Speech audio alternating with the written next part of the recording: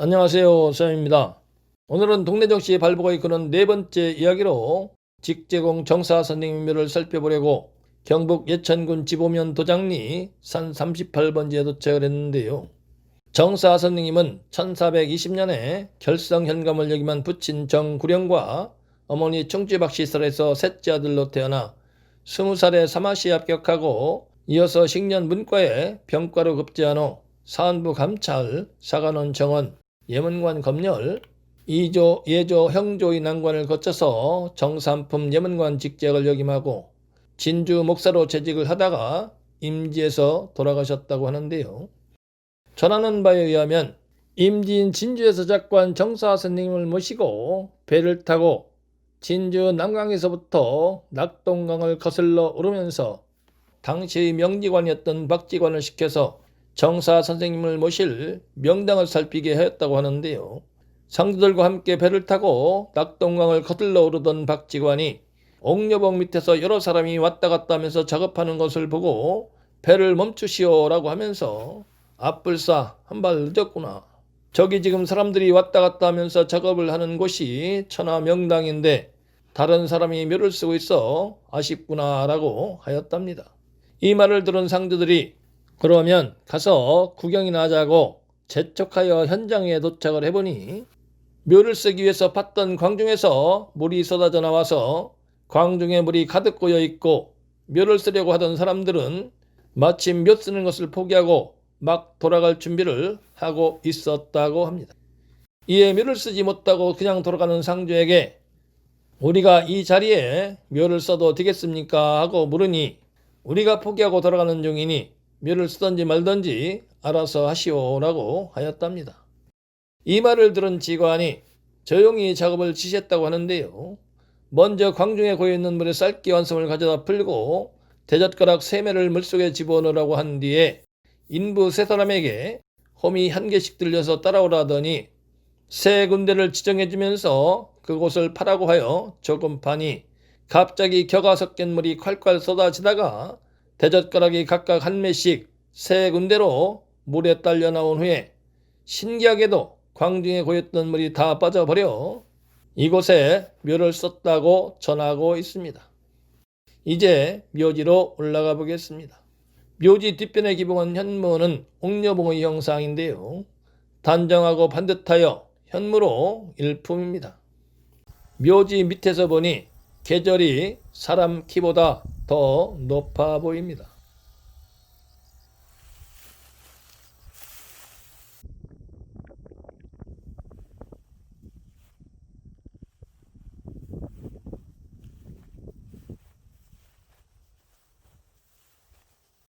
비갈에는 요명 조선국 동원대부 예문관 직제학 동네 정사 연안 군부인 이씨 합장 지묘라 되어 있네요.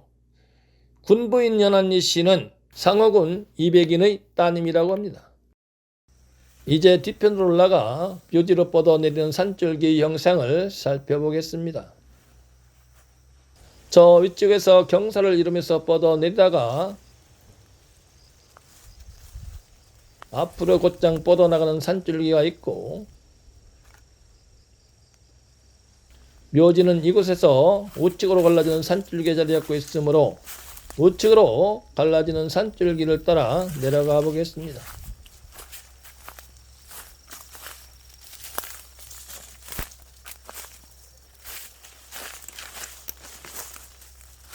묘지 쪽으로 뻗어나가는 산줄기가 아주 뚜렷하고 튼실한 형상을 이루고 있지는 않습니다.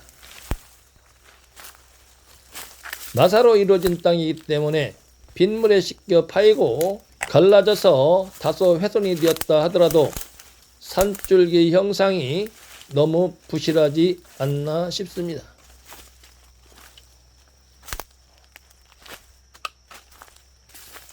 이곳은 산줄기 등석이 부분을 가늠하기도 어려울 정도로 형상이 불분명합니다.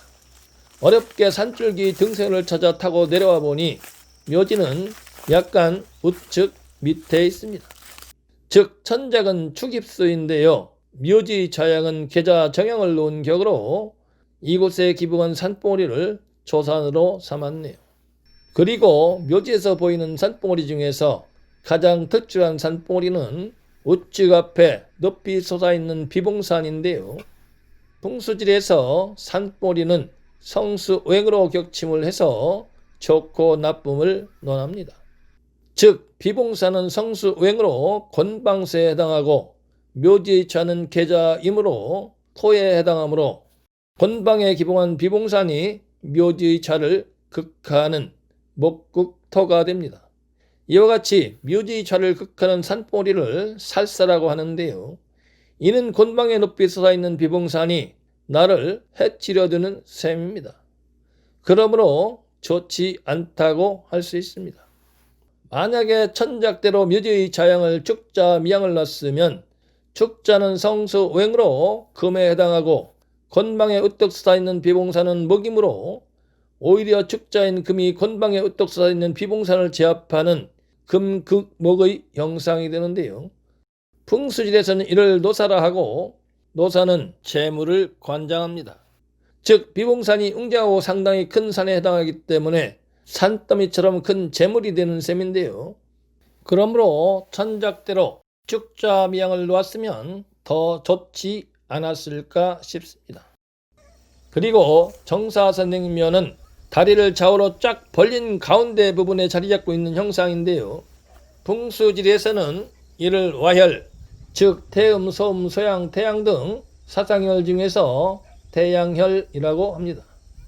또한 정사 선생님의 묘를 형성하고 있는 와의 형상은 비교적 크고 넓고 얕은 편에 속하는데요. 이와 같이 와의 형상이 크고 넓은 것은 활와라하고 얕은 것은 천와라고 합니다. 이렇게 와의 형상이 크고 넓고 얕으면 바람의 영향을 받을 수 있으므로 와 주변을 산줄기들이 다시 포근하게 감싸줘야 하는데요. 이와 같이 좌측으로 뻗은 산줄기와 우측으로 뻗은 산줄기가 어우러져서 묘지를 중심으로 비교적 넓은 보국을 형성하고 있으므로 다소 바람의 영향을 받을 수 있는 와의 형상이 보완이 되었다고 할 수 있습니다. 또한 묘지 좌우에서 흘러나온 물이 묘지 바로 앞에서 모여 이곳으로 빠져나간 후에 좌측에서 흘러나온 물과 합수를 이루어 우측으로 흘러나가 다시 낙동강을 만나 에베코 자락 뒤편으로 돌아나가므로 전체적인 수세는 좋다고 할 수 있습니다. 지금까지 앞에서 살펴본 바와 같이 묘지 뒤편에 기봉한 추산의 형상이 뚜렷하고 단정한 형상을 이루고 있어 현무로서 부족함이 없다 할 수 있습니다만 묘지로 입사하는 내룡의 형상이 뚜렷하지 않고 기세가 다소 약한 편이라 할 수 있습니다. 그리고 넓고 얕은 와의 형상에 자리 잡고 있는 묘를 중심으로 좌청룡과 우백호가 어우러져 보국을 형성하여 보완을 해주는 형상이므로 명당이 될 수 있는 조건은 충족이 되었다고 할 수 있습니다. 또한 묘갑을 지나 우측 뒤편으로 돌아가는 수세의 형상도 아주 좋다고 할 수 있습니다. 현장에서 확인을 해봤을 때 정사 선생님의 묘는 혈이 맺힌 명당으로 판단이 되었습니다만 내룡의 형상이 다소 부실하고 기세가 약한 것을 감안했을 때 조선 8대 명당으로 불릴 수 있을 정도의 격을 갖추지는 못하였지 않나 싶습니다. 다음은 정사 선생님의 삼남 정난정과 손자 정광필, 증손 정복겸의 묘화된 영상으로 다시 인사드리겠습니다.